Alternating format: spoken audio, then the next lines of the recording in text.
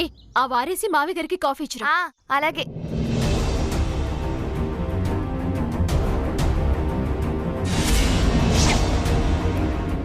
గోవింద్ గారి formal shirt, ఆయనకున్నది ఒకే ఒక shirt.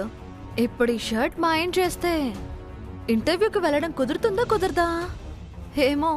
అవకాశాన్ని ఎందుకు వదులుకోవాలి, లేపేద్దాం.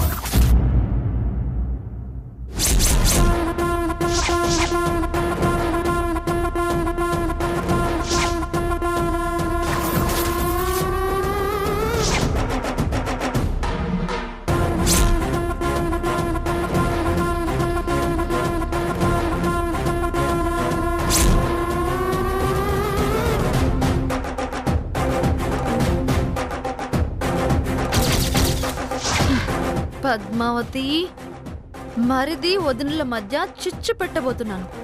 కాసుకోండి కుటుంబం అంతా.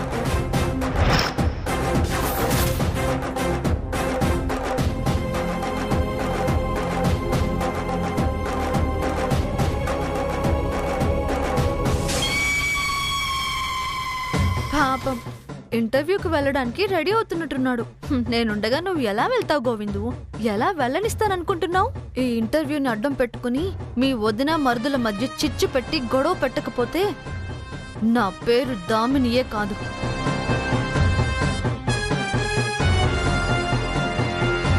గోవింద్ గారు, మీ ఇంటర్వ్యూ ఎన్ని గంటలకి? 4 గంటలకి. సారీ గోవింద్ గారు, మీరు ఈరోజు ఇంటర్వ్యూకి వెళ్ళలేరు. ఎందుకు వెళ్ళలేను? ఎందుకంటే మీరు ఇంటర్వ్యూకి వెళ్ళాలంటే ఫార్మల్ డ్రెస్ వేసుకోవాలి కదా. అవును. కానీ ఆ షర్ట్ కాఫీలో తడిచిపోయింది కదా. షర్ట్ కాఫీలో తడవడం ఏంటి? అవును గోవింద్ గారు, నా కళ్ళారా చూశాను. చాలా బాధ అనిపించింది. కానీ ఏం చేయను, మీ దగ్గర నిజం దాయాలన్నా దాయలేకపోయాను. ఏం మాట్లాడుతున్నావు దామిని? అది నాకున్న ఒకే ఒక ఫార్మల్ షర్ట్. అది లేకపోతే నేను ఇంటర్వ్యూకి వెళ్ళలేను. నా బాధ కూడా అదే గోవింద్ గారు. కానీ ఈ విషయం మీ వదినకి తెలియదు కదా. వదినేం చేసింది? నా నోటితో నేను చెప్పలేనులే. పర్లేదు, చెప్పుదామని. వదినేం చేసింది? ఉతకమని షర్ట్ ఇచ్చాను. ఉతికి ఆరేసుంటే ఓ 2 గంటల్లో ఆరిపోయేది. కానీ ఆవిడ గారికి ఉతకడం ఇష్టం లేదేమో, విసిరి పారేసింది. దాని మీద కాఫీ ఒలికిపోయింది. ఏంటి, నా షర్ట్ విసిరేసిందా? అవును గోవింద్ గారు, నాకే చాలా బాధ అనిపించింది. పాపం, వెళ్ళక మీరు ఇంటర్వ్యూకి వెళ్తున్నారు, అది ఫస్ట్ టైం. కానీ మీ వదిన మీకు ఆ అదృష్టం కూడా లేకుండా చేసేసింది. నో, నేను నమ్మందామని. మా వదిన అలా చేయదు. నేనంటే మా వదినకి చాలా ఇష్టం. బట్టలు ఎక్కువ ఉంటే అవి తర్వాతైనా ఉతుక్కోవచ్చు అనుకుంటుంది, కానీ నా షర్ట్ మాత్రం ఉతక్కుండా ఉండదు. అసలు విసిరేసే ఛాన్సే లేదు. అలాంటి ఆలోచన కూడా రానివ్వదు. అంటే నేను మీకు అబద్ధం చెప్తున్నానా గోవింద్ గారు? నా కళ్ళారా నేను చూశాను. ఇంట్లో వాళ్ళందరికీ చాకరీ చేయలేక చస్తున్నాను, నా మొగుడికి చేయడమే ఎక్కువ అనుకుంటే మళ్ళీ వీడి బట్టలు కూడా నాని విసిరేసింది. దాంతో ఆ షర్ట్ వెళ్లి కాఫీ కప్పు పక్కన పడింది. కాఫీ ఒలికి షర్ట్ మీద పడిపోయింది. ఇది నిజం గోవింద్ గారు. పాపం వదిన అటు ఆఫీస్లో పనిచేయలేక ఇక్కడ ఇంట్లో పనిచేయలేక కాస్త ఫ్రస్ట్రేట్ అయినట్టుందిలే. ఓర్నాయనో, వీడేంటి వాళ్ళ వదిన మీద ఇంత అభిమానం చూపిస్తున్నాడు? ఎనలేని నమ్మకాన్ని పెంచుకున్నాడు వాళ్ళ వదిన మీద. ఇలా అయితే వీళ్ళిద్దరి మధ్య చిచ్చు పెట్టడం చాలా కష్టం. మంచితనం ఉండొచ్చు గోవింద్ గారు, మరీ ఇంత మంచితనం పనికిరాదు. మరిదంటే తమ్ముడితో సమానం. మీ నాన్నగారి బట్టలు ఉతికినప్పుడు, మీ అమ్మగారి బట్టలు ఉతికినప్పుడు, వాళ్ళ ఆయన బట్టలు ఉతికినప్పుడు, ఆఖరికి ఆ త్రిపుర బట్టలు ఉతికినప్పుడు మీవి మాత్రం ఎందుకు ఉతకలేదు? అవును, ఎందుకు? ఎందుకంటే మీరు ఇంటర్వ్యూకి వెళ్ళడం మీ వదిన గారికి ఇష్టం లేదు కాబట్టి. నేను ఇంటర్వ్యూకి వెళ్ళకపోతే వదినకు వచ్చే ఆనందం ఏంటి? అయినా నేను ఇంటర్వ్యూకి వెళ్లకుండా ఉండాలని వదిన ఎందుకు కోరుకుంటుంది? ఎందుకంటే మీరు వాళ్ళని మించిపోకూడదు కాబట్టి. నేను మించిపోవడం ఏంటి? మీరు వెళ్తుంది మామూలు కంపెనీనా, మల్టీనేషనల్ కంపెనీ. ఈ రోజు చిన్నదే అయినా ఏదో ఒక రోజు అంచెలంచెలుగా ఎదుగుతూ కోటీశ్వరులు అయిపోవచ్చు కదా.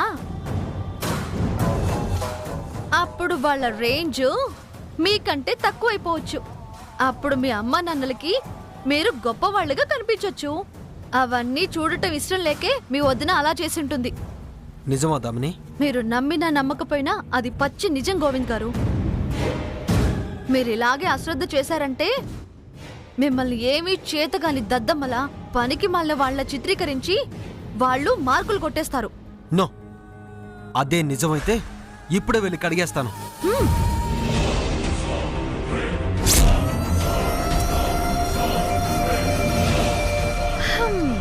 వెళ్ళు గోవిందు వెళ్ళు. నిన్నిలా రెచ్చగొడితే గాని నేను అనుకున్న పని జరగదు. చూడండి,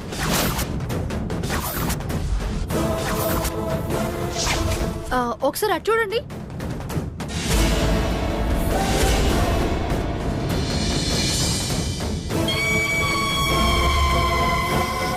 ఇంట్లో వాళ్ళ బట్టలన్నీ ఉతికి ఆరేసింది, ఒక్క మీ షర్ట్ తప్ప.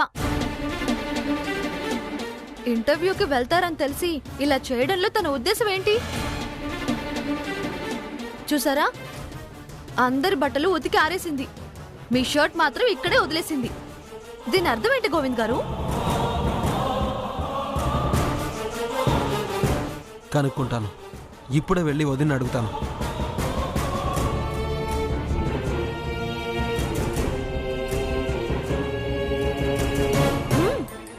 మనం కూడా చూసి ఎంజాయ్ చేద్దాం.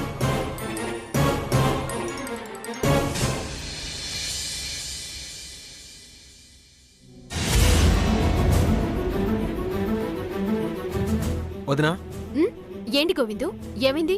ఏంటిది? అయ్యో, షర్ట్ నిండా కాఫీ పడిపోయిందేంటి? అదే నేను అడుగుతున్నాను. నా బట్టలు ఉతకడం నీకు ఇష్టం లేకపోతే ఇష్టం లేదు అని చెప్పాలి గాని ఇలాంటి పిచ్చి పనులు ఎందుకు చేయడం? ఏం మాట్లాడుతున్నావు గోవిందు? నీ షర్ట్ మీద నేను కాఫీ పోయడం ఏంటి? నువ్వు పోసావనట్లేదు. నా బట్టలు ఉతకడం ఇష్టం లేకే విసిరేసావు. ఏంటి? నీ షర్ట్ ని నేను విసిరి పారేశానా?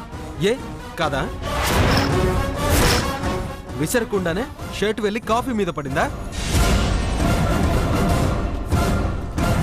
గోవిందు, ఈ షర్ట్ ని నేను ఇప్పుడే చూస్తున్నాను. అబద్ధాలు చెప్పింది చాలే వదినా. నువ్వింత స్వార్థపర్రాలు అనుకోలేదు. గోవిందు, నిజాలు తెలియకుండా మాట్లాడుతున్నావు. ఇంకా ఏం తెలియాలి వదినా? మీ ఆయన గారి బట్టలు, మీ మామయ్య గారి బట్టలు, మీ అత్తయ్య గారి బట్టలు, ఈ ఇంట్లో వాళ్ళందరి బట్టలు ఉతకడానికి ఓపిక ఉంటుంది కానీ నా ఒక్క షర్ట్ ఉతకడానికి ఓపిక ఉండదు, తీరిక ఉండదు కదా.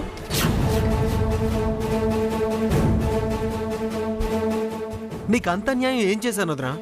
నాకు ఉన్నది ఒకే ఒక్క ఫార్మల్ షర్ట్, దీంతోనే ఇంటర్వ్యూకి వెళ్ళాలి. ఇప్పుడు నేను ఇంటర్వ్యూకి ఎలా వెళ్ళాలి? గోవిందు, నీ ఆలోచనల్లో నీ మాటల్లో అర్థమే లేదు. నువ్వు అనుకునేంత నీచురాల్ని కాదు నేను.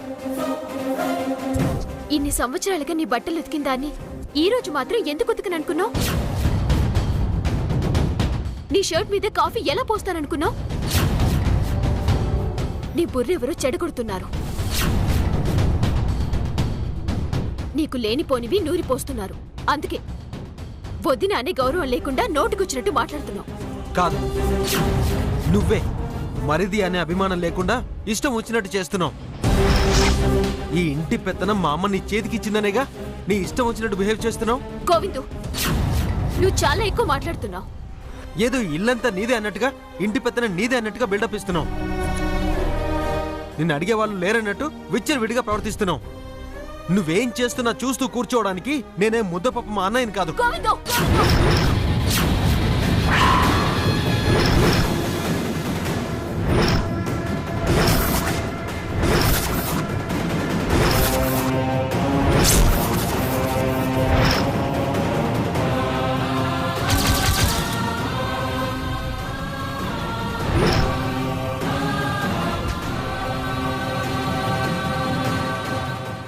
ఒక్క మాట మాట్లాడవంటే దవడ పగలగొడతాను. ఏ చెయ్యి లేపేది నువ్వేనా? నేను లేపలేనా? గోవిందో గోవిందో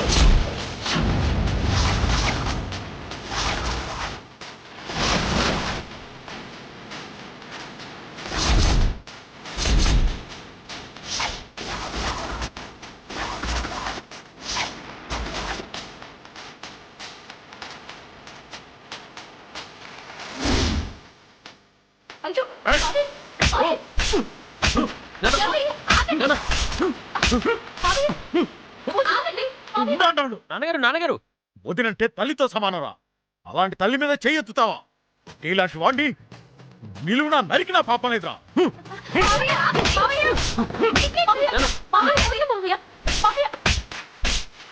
నాన్నగారు నాన్నగారు నాన్నగారు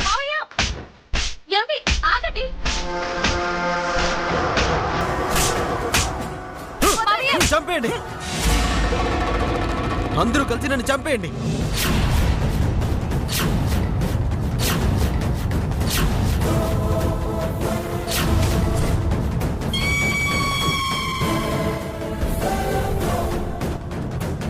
నేనంటే ఇంట్లో వాళ్ళకి ఎవ్వరికీ ఇష్టం లేదు, అందుకే ఆవిడకి సపోర్ట్ చేస్తున్నారు అందరూ. ఒక్కరు కూడా నన్ను సమర్థించట్లేదు.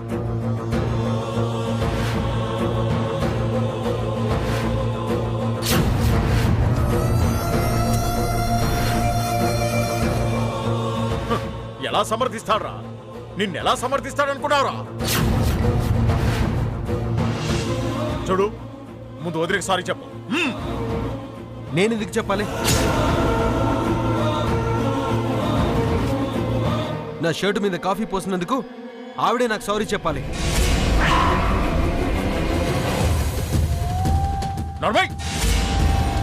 నాన్నగారు మీరు ఆగండి. పద్మావతి, నువ్వు వాడి షర్టు మీద ఎందుకే కాఫీ పోసావు? నేనెందుకు పోస్తాను బావా?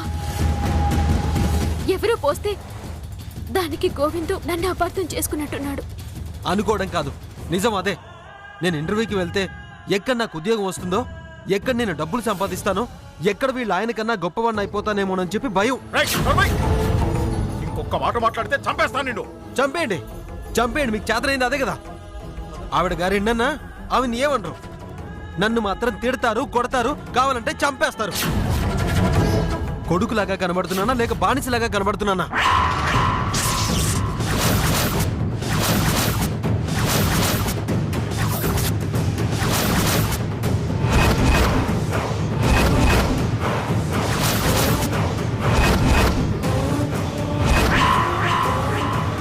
వయసు వచ్చిన కొడుకుని కొట్టడానికి మీకెలా ఉందో గాని నాకు మాత్రం తన్నులు తినడానికి చాలా అవమానంగా ఉంది. దీనికన్నా చావడం నయం. ఒరే గోవిందు, ఏమిట్రా మాటలు? అవునమ్మా, ఈ ఇంట్లో నువ్వు తప్ప ఇంకెవరూ పట్టించుకోరు. అందరూ మారిపోయారమ్మా. అందుకే నేను శత్రువులా కనిపిస్తున్నాను.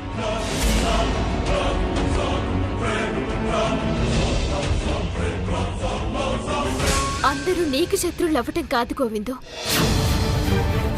నిన్నే అందరూ శత్రువుల్లా చూసేలా చేస్తున్నారు. అది నువ్వు గ్రహించలేకపోతున్నావు. నేను షర్ట్ మీద కాఫీ పడడం నువ్వు చూడలేదు, కానీ నేనే షర్ట్ మీద కాఫీ పోసాను అన్నట్టు గుడ్డిగా నమ్ముతున్నావు.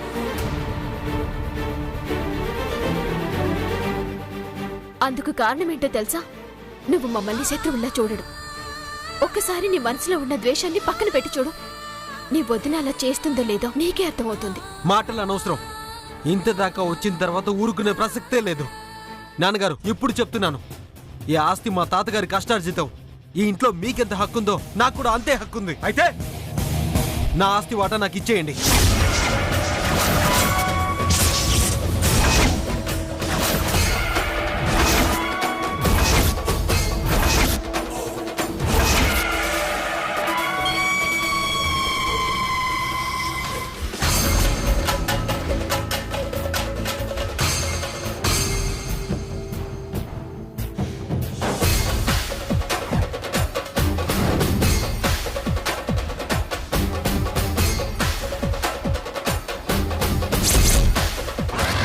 ఏం మాట్లాడుతున్నావురా? అవునమ్మా, నా ఆస్తి నేను అడుగుతున్నాను తప్ప? ఏ నేను మీకు పుట్టలేదా? రే గోవిందు, అన్నాడు.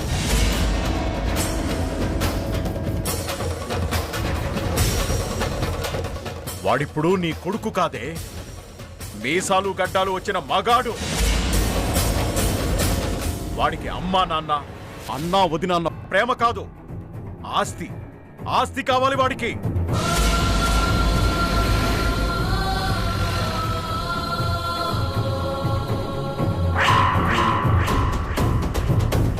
ఇప్పుడు చెప్తున్నాను వినండి. నేను చచ్చేదాకా ఆస్తిని 2 ముక్కలు చేసే ప్రసక్తే లేదు. అయితే కోర్టుకు వెళ్ళైనా నా ఆస్తి నేను ఎలా రాబట్టుకోవాలో చూస్తాను.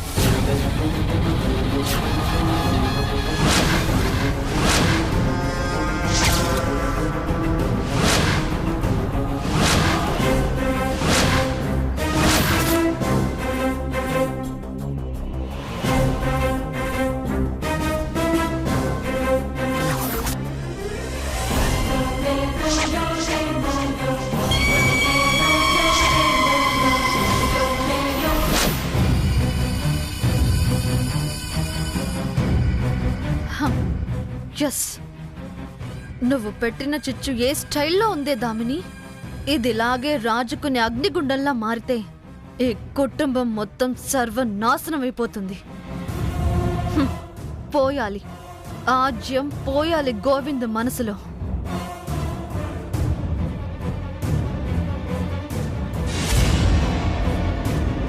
దామిని వెళ్తుందంటే గోవింద్ భవని ఇంకా ఎంత చెడగొడుతుందో ఏంటో.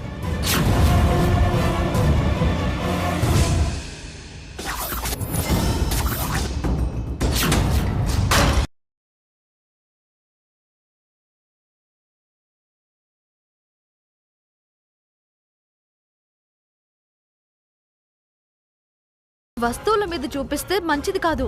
మీకు నిజంగా దమ్ము ధైర్యం ఉంటే మీ నాన్న మీద వదిన మీద చూపించాల్సింది. కనీసం మీకు ఒక క్లారిటీ అయినా వచ్చి ఉండేది. ఏయ్ ఏం చేయను, అంత నా కర్మ. ఇంట్లో నుంచి వెళ్ళిపోదామంటే బయటికి వెళ్ళి బతకలేను, అలాగని ఇక్కడే ఉందామంటే వీళ్ళ అవమానాలు పడలేను. జరిగేవన్నీ చూస్తుంటే అసలు నా మీద నాకే అసహ్యంగా ఉంది.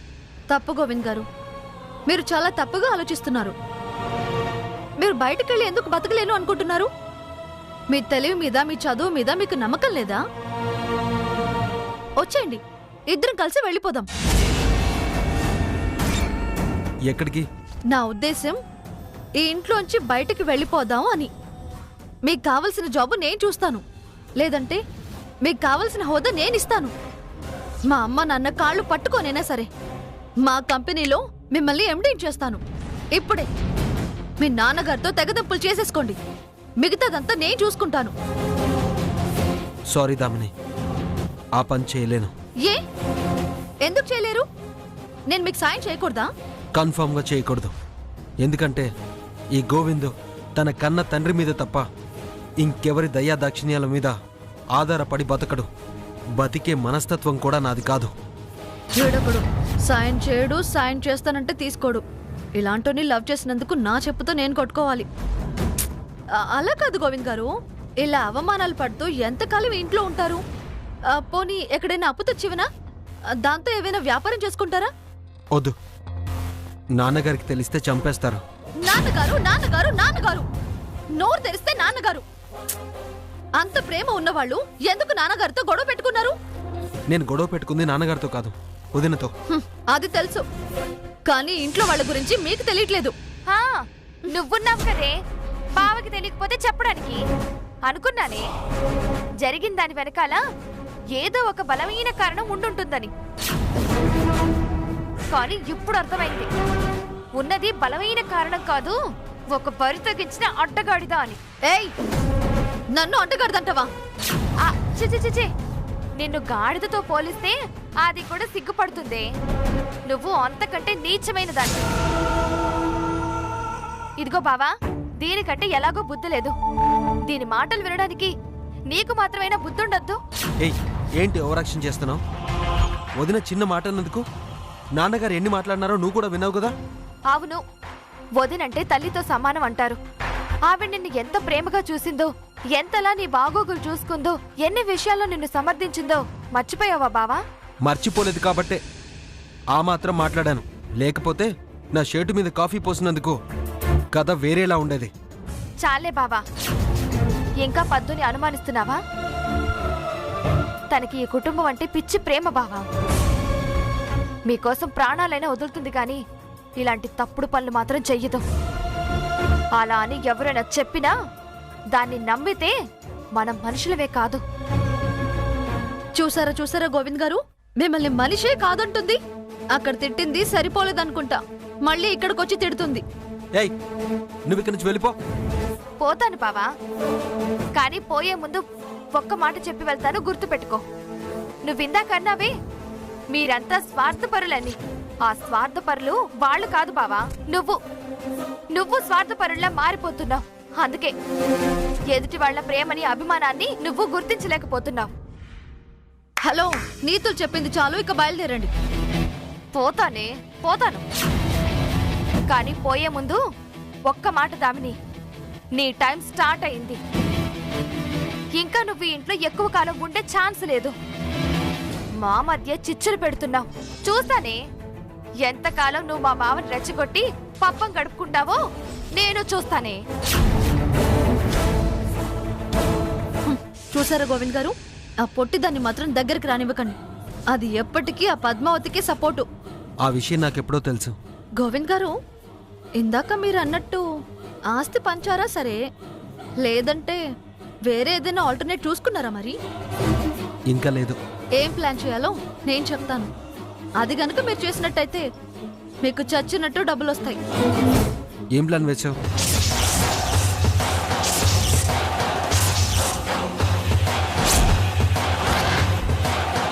అర్థమైందా గోవింద్ గారు? అర్థమైంది. ఆస్తి పంచకపోతే అదే పని చేస్తాను.